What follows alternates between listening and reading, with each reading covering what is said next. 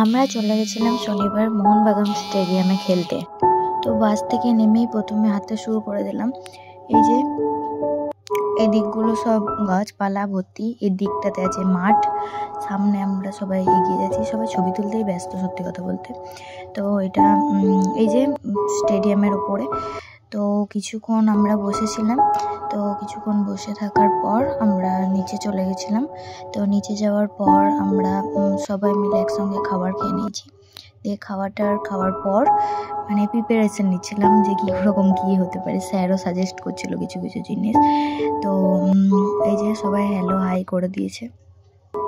তো তারপর দেখিয়ে দিলাম পুরো মাঠটা একবার।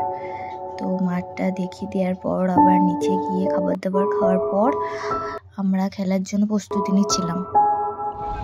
তো তার কিছুক্ষণ পরই খোখো খেলা শুরু হয়ে গেছে। ওই দিকটাতে ফুটবল খেলা চলছিল, আর এই দিকে একটা অন্য অপর টিমের সঙ্গে খোখো খেলা চলছিল। এই যে আমাদের প্লেয়াররা সব বসে খেলবে মনোযোগ দিয়ে দেখছে ওরা সব এখন। তো খেলা শেষ হয়ে যাওয়ার পর আমরা মানে সেকেন্ড হয়েছিলাম, তো রানার আপ হয়েছিলাম। তো এই যে এখানে ঘোষণা চলছে।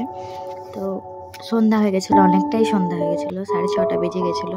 তারপরে আমাদের ট্রফি দিল, তারপরে মেডেল দিল, মার্কশিট দিল। তো এই যে আমাদের মেয়েরা ওখানে চিল করছে। তো 2-3টে ছবি